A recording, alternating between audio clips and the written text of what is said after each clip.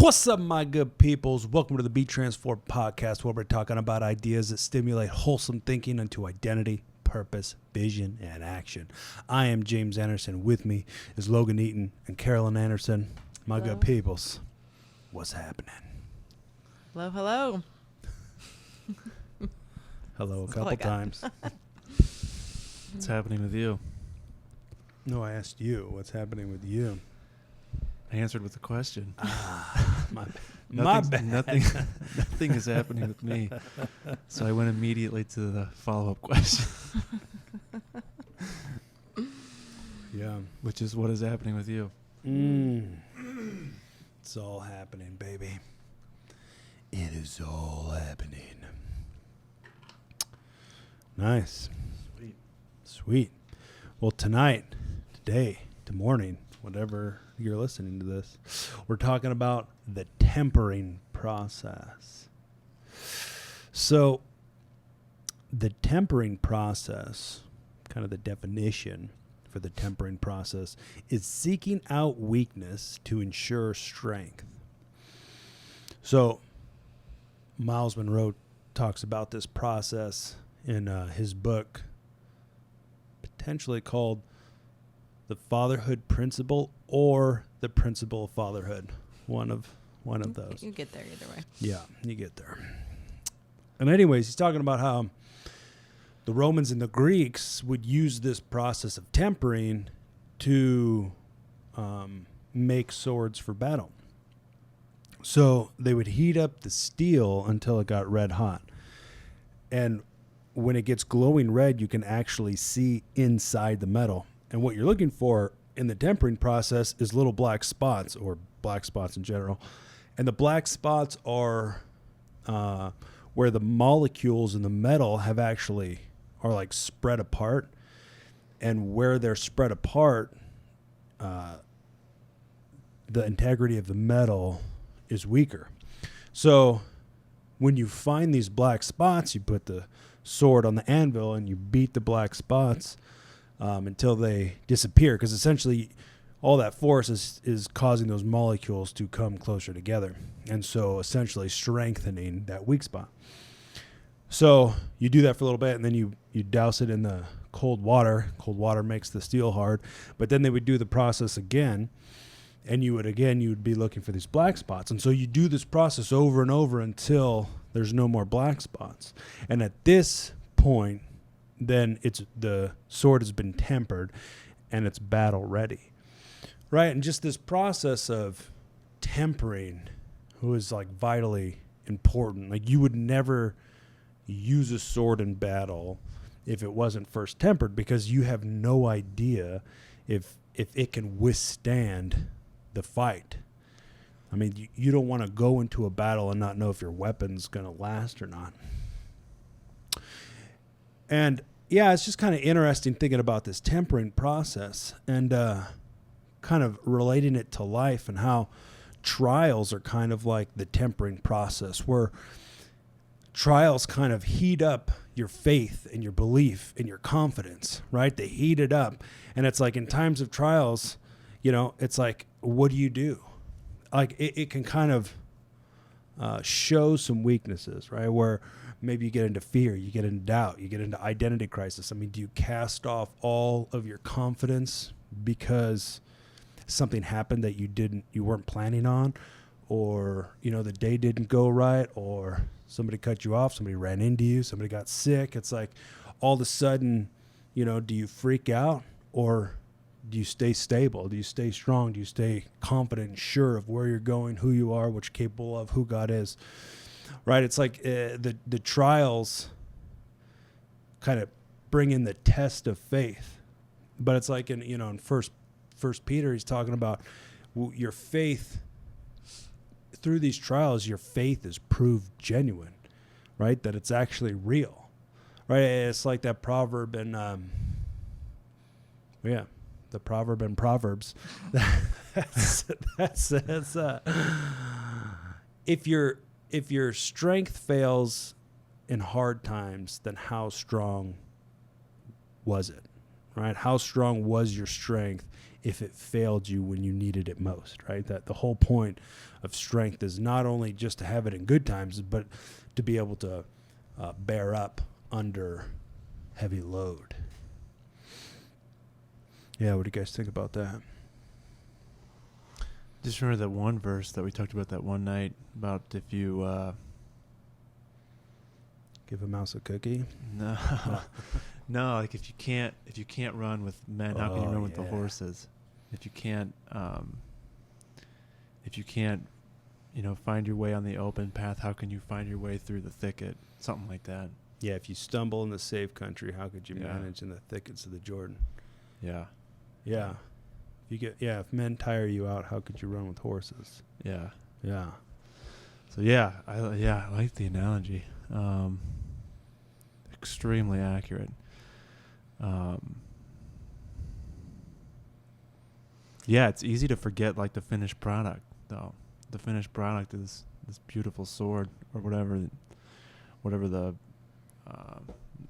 metal worker's making. Yeah. But it's easy to just think that you're getting. I don't know. It's easy just to forget what the finished product's going to look like, and kind of complain and groan and tap out even sometimes. But if we can understand like what the process looks like and why things happen. And why things happen and what the result can be and the fact that you can kind of control how you respond to those things that are making you into the person you need to be, then I think we can. It's just important to keep your eye on like the finished product. I think the finished product, because it's easy in that process to just lay down and not become who you need to be. Yeah. I think what first came to mind for me was you could get hung up on just seeing the trial, just seeing the black spot, and like, oh shoot, there's a black spot. What now? Instead of like, oh no, this is just part of the process. And not all trials you have to figure out the purpose, but the trial's a trial, and so it's just a matter of like not getting stuck on what the trial is and just see it as a chance to show your strength and to actually still get to where you're going, instead of just getting hung up on there's a trial. All I can see is a trial, and I'm not going to get past it, or I'm not going to, this black spot is just going to be there, instead of looking beyond it. You have to trust the forger too, I think, because sometimes we don't even see the weak spots in ourselves, but you have to trust the forger that he can see them and pick them out and knows what to do to kind of turn them into strengths. So trusting the forger to turn the weak spots into strengths. Sure. Because we all don't want to admit that we've got weak spots. We all want to think that we can handle anything or are strong in all suits of life. But you got to trust the forger to bring about, when you start moving, to bring about the weak spots and start turning them into strengths. Yeah. Yeah, I mean, you guys are dead on. Just that concept of like, one, if you don't understand what's happening, like in a trial or whatever, I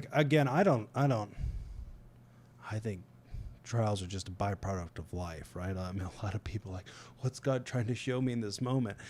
And it's like, I mean, that's great, but it's like,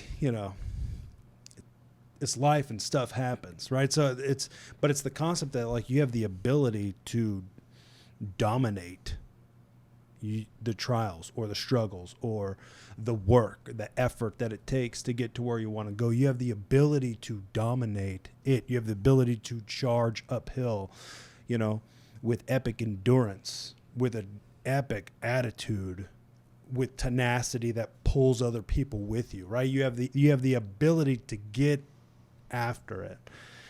And but I think sometimes you could misunderstand the tempering process, and you could just look at life like, how come all these things are happening to me, or how come everything's hard, how come nothing's working, but it's like these are the times where your faith literally gets tested, because it's like, all right, faith is confidence, it's belief in the unseen, right?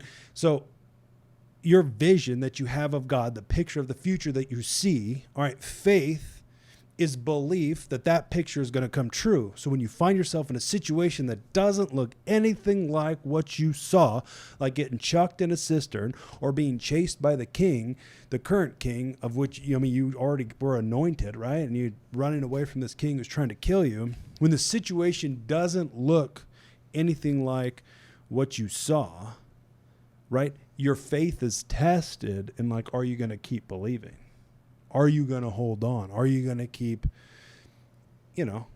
trudging along, finding what there is to do while you're still just working it out and kind of, in some ways, waiting, but all the while still kind of growing in strength and in knowledge and in ability, so that when the time does come, you come out swinging. Yeah, so not being afraid of the process. But again, just that perspective of like, stuff isn't happening. Like the tempering process isn't like the kind of the weaknesses rising up. This isn't about discouragement or about like breaking us down. Like the whole point is that so that you won't shatter, right? In the midst of something that actually matters. Like in the middle of a fight, in the middle of a battle, in the middle of actually like living out your purpose. The whole point is so that you don't shatter, because a sword with the weak spot hit just right or just enough hits and the thing will bust into pieces, right? So this is the whole thing, that when your weaknesses rise up and we start getting rid of them, we don't just like hang out and marinate in them. You just uproot them, right? Like the pruning process where you start to see things from a different perspective, where you start to see the truth and are able to actually walk in it. Even like last week we were talking about the shift of perspective, right? When you can choose your approach, when you can choose your attitude, when you can choose the thoughts you cultivate and marinate and the thoughts you don't. Like your ability to grow in these things, right? Like this is the tempering process. These are the things that create maturity and completeness, right? I mean, in James chapter 1, right, he's talking about consider it pure joy whenever you face trials of many kinds, because you know that the testing of your faith develops perseverance. And when perseverance has taken its full course, it'll leave you mature, complete, and lacking no good thing, right? A fully tempered sword is complete. It's not lacking anything. It's not going to shatter in the middle of a battle. It's useful for winning, for dominating, for conquering, for defending, right? Like the whole point is to become battle ready. Perseverance is the thing that creates that character, that maturity, your ability to hold on. Also, while the idea of like, I could really let go right now, but it's like your ability to hold on in spite of that, your ability to, keep moving forward when you could really turn around. It's like your ability to keep showing up even while there's a temptation to not. I mean, these things are what make us strong. These are the things that make us ready to actually be used for the purposes of God. Because otherwise, man, you get these people who freaking crumble. They do these great things, the miracles, and they do all this stuff, and then they just freaking crumble. Like, they're adultery or whatever. Yeah. Adultery. That's what I was looking for. Substance abuse. I mean, whatever. I mean, just a bunch of dumb crap. And then people are like, oh man, you don't want to be in the limelight because it's so scary and you get so attacked. No, it's when you haven't been tempered and you're out in front of people using your gifts and your callings, which are irrevocable, but your character has not been tempered through the process. You have the ability to crack. It's not because the people of the kingdom of heaven don't have the ability to do everything that God said. It's because the people who are not tempered under the real pressure and battle freaking shatter. But that's not, those people are not the standard. And becoming tempered, right? Seeking out weakness to ensure strength guarantees your success. What do you guys think? Yeah, like it creates confidence. Like the tempering process creates confidence in the use of the whatever it is that that whatever's being tempered is being used for. Creates a confidence in the user, the end user. Yeah. I like what you said about people being afraid of the limelight, people being afraid of I don't know, would you say like that's success? Like people afraid of success, people afraid of accomplishing something, or maybe being used up for something great purpose or anything like that. Yeah, I think it's I don't know, it just goes back to accountability and responsibility, like becoming that finished product or whatever, that sword that somebody's gonna have to trust, that's gonna work right, takes accountability and responsibility. And I think a lot of people shy away from that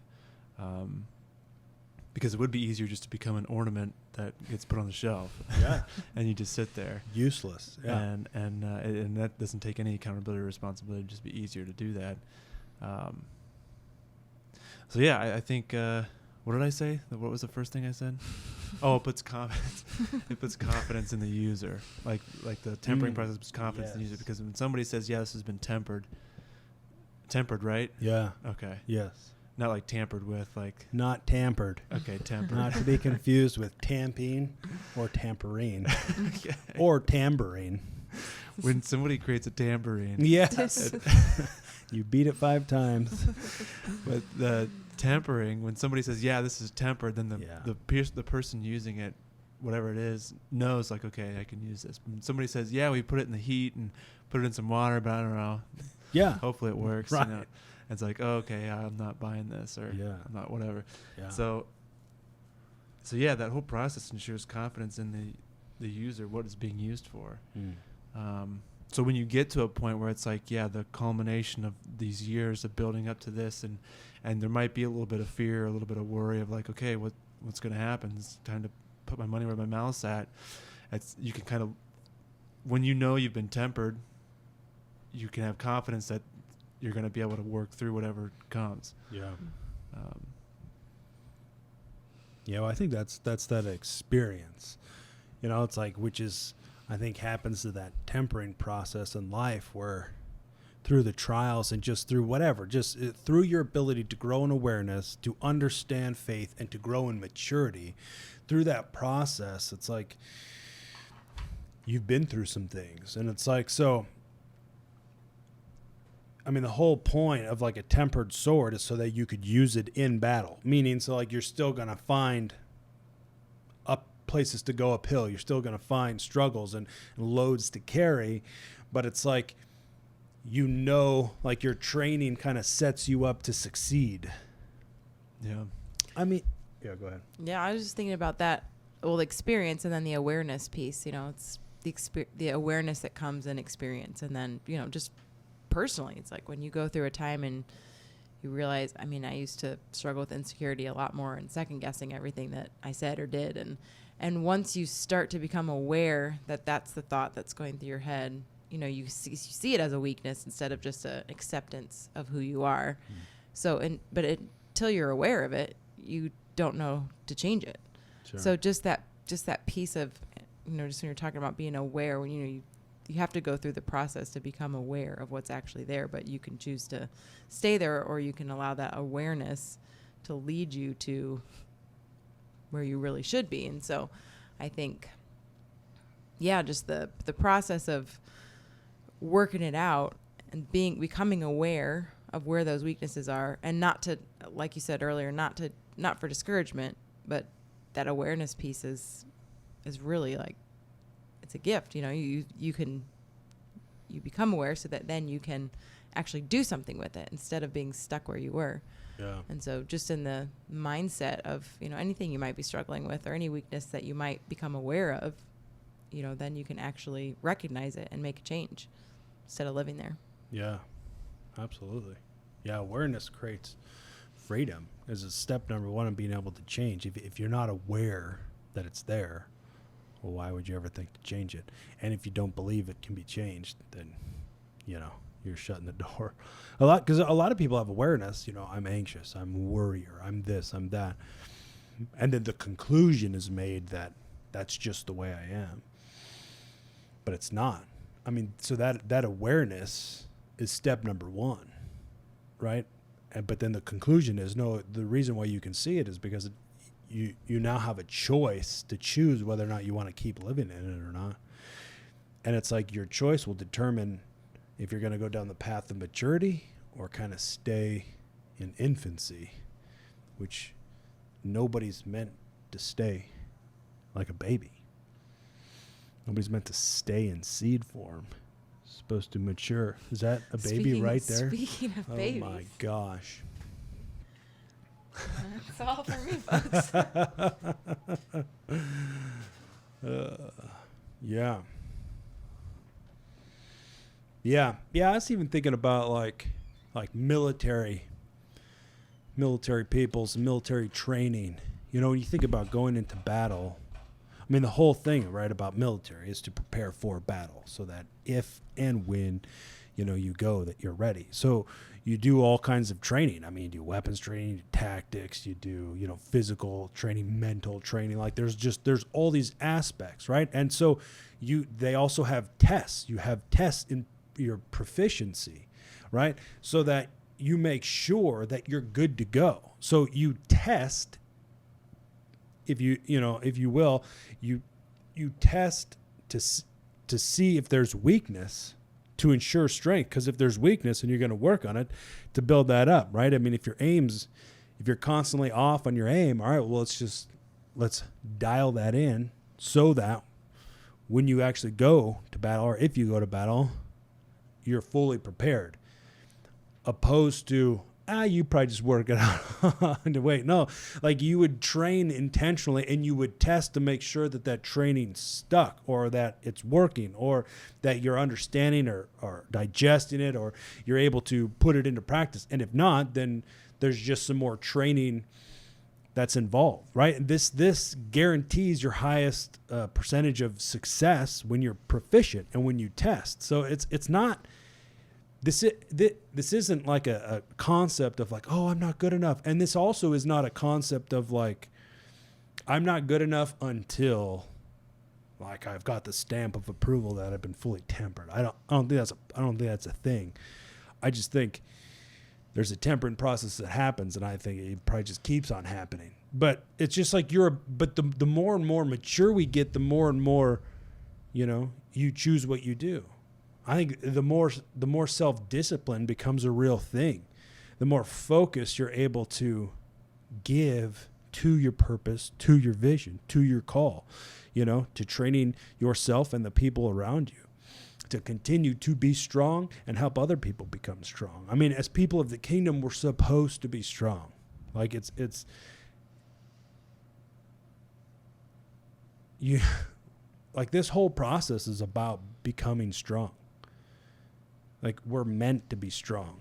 We're meant to be people who are sound, secure, firm, established, not wobbly, not shaky, not crumbly.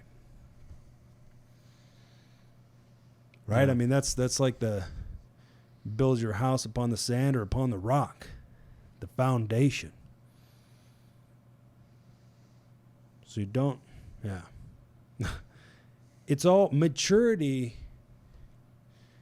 Like is the strengthening process, like growing in maturity. Like we are supposed to grow in maturity, in like the completeness and the full knowledge of God. Yeah. Like we're not supposed to just kind of walk in circles with weak legs, feeble. Yeah. Well, just like you don't build muscle by sitting on the couch, you have to tear it down. You have to break it down first.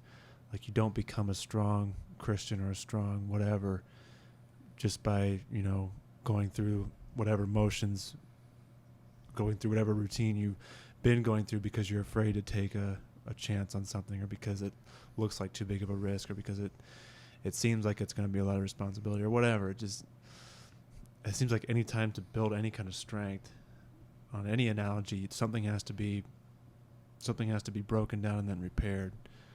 I think that's part of just how you get stronger. and mentally and physically. And so be okay with, like, not breaking down, but be okay with, like, feeling spread thin sometimes. Be okay with, like, having to problem solve on the spot sometimes. Be okay with, like, wow, this is kind of a crazy situation sometimes, and just be okay with that stuff, because ultimately you're going to come out stronger, just like the sword does, just like you would building muscle in the gym and stuff like that. But I was going to ask, have you ever been thankful that you've been tampered with, or that you've been tempered? That I had a tambourine. Yeah, I mean, I know I have. Yeah. Looking back, I know I've been thankful, because you go into a situation where it's like, yeah, I can handle this. Right. Or like you see something because you saw it in yourself, or because you know what it looks like, because you know what it feels like. You're like, oh, it's just like your point of view changes because of the experience, because of the knowledge, the understanding that comes. So yeah, I mean, it's growth. I mean, it's like your perspective affects everything. I mean, because if you get so focused on the wind and the waves, and you get so focused on the weight of the load, that sometimes it's like you almost kind of never really recover, because you can't figure out how to find rest. And so all that to say is, like, then it's like you're always tired, or like mentally even, you're just like, I don't know if I can handle that. Like I feel like I'm always carrying something. So it's like, because of your perspective, you can kind of, even though it's not a reflection of your strength or your ability, it's just like your perspective that kind of shrinks it down. As there's this guy named Jocko who was like a Navy SEAL, and does a bunch of talks and stuff, and he was saying that there was this one guy who would he'd always come up and kind of like complain about something, and Jocko's answer was always good.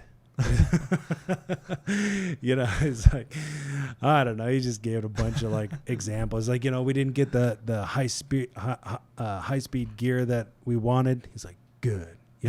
we don't have all the intel we need. Good. We don't have this. Good. You don't have that. Good. These guys are over here. Good. It's it's just like it, because it provides the opportunity to grow, to become stronger, to like forge on, to make your resolve strong, to just kind of look at weakness and punch it in the face with strength. It's like, yeah, your perspective. And I think that's what we're after, right? We're after the perspective of like, no, I can handle that. No, I can do that. Oh, that's the hardest thing. Give me that. That's the thing that nobody else wants to do. Oh, I'll do that. Right? Like those kind of perspectives. This is what we're going for. In this tempering, we're not going to to be broken or shattered. We're going to become stronger and stronger. So it's like, no, yeah, give me that. Like, no, I'm not going to be afraid of that, or I'm not going to be afraid of this. Like, that ability to just keep pushing forward. Yeah.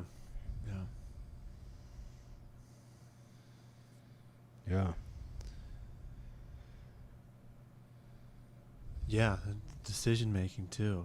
That just popped into my head, like the ability to make decisions. Like, you can't ever make decisions unless you're tested with some choices. Yeah. So yeah, part of that forging process, or tempering process, is just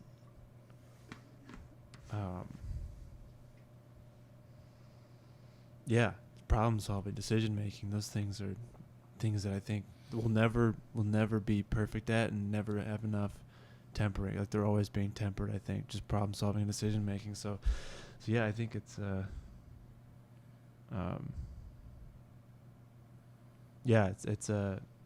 it's something that you just gotta, if you're going to change your life, I think it's just part of the process. You may as well get ready for it. Yeah, well, too, it's like, again, this isn't like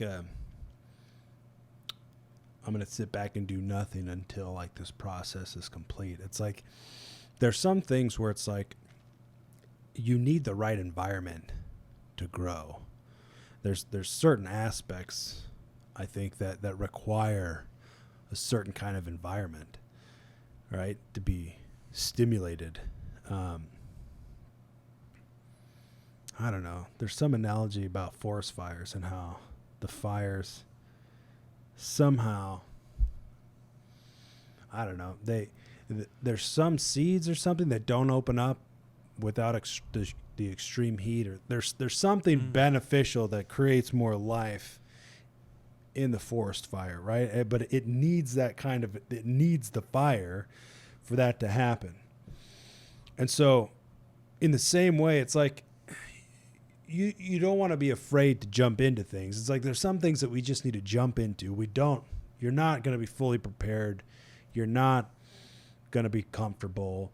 You're not going to have it all together. But it's like the only way to become more prepared is to actually get into it. The only way to become better is to start doing it. You know, it's not to wait until it's like it's as I go through this, as I go through the motions, to go through this process, this is what is going to also create that tempering process, also going to create skill and ability and maturity. It's as you go, right? And the experience demands experience, right? It demands getting hands-on.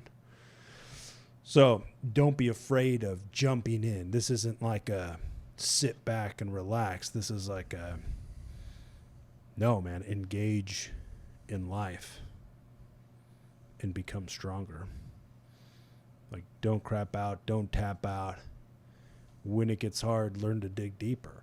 Like, when it gets heavy, learn to find some rest. When your mind goes sideways, learn to bring it back to not sideways. Learn to bring it back like stable. Right? It's like these things are opportunities to keep jamming, to just get over it and move on. Like the quicker you are to let go of something and just get back into reality, dude, the better off you are. Right? The longer you marinate in disgustingness, the longer you're in disgustingness, the faster you ditch it. Start to create that reality. Yeah. On your own. Right. Which just distracts you from life. Which wasn't even a reality to begin with. Right. Yeah. Yeah, the tempering process. Becoming awesome. Yeah. Yeah, I was thinking about self-discipline too, just as part of this process.